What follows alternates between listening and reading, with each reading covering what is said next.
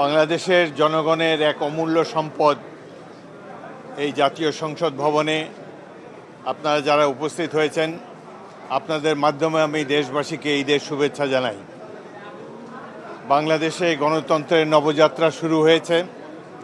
জনগণ অনেক আশা আকাঙ্ক্ষা নিয়ে একটি দলকে এবং জনপ্রতিনিধিদেরকে নির্বাচিত করেছে।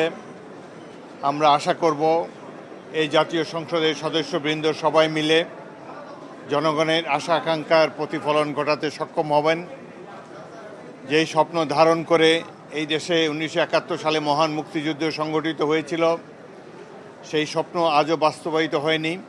আমরা আশা করব নবনির্বাচিত জাতীয় সংসদ এবং জনগণ সবাই মিলে আমরা সেই মুক্তিযুদ্ধের চেতনাকে বাস্তবায়িত করতে সক্ষম হব। বর্তমানে মধ্যপ্রাচ্যে একটি যুদ্ধ শুরু হয়ে গিয়েছে।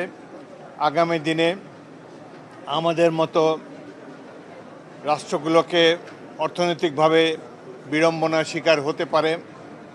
আমরা আশা করব, আল্লাহ রব্বুল আলামিনের কাছে কামনা করব, অতি অল্প সময়ের মধ্যে শীঘ্রই যেন এই যুদ্ধ শেষ হয়ে যায়। বাংলাদেশের মতো দেশ এবং অন্যান্য মুসলিম রাষ্ট্রগুলো যাতে নিজের পায়ে ভালোভাবে দাঁড়িয়ে আমরা যাতে জনগণের অর্থনৈতিক উন্নতি সাধন করতে পারি, সেজন্য আমরা সবাই মিলে চেষ্টা করব।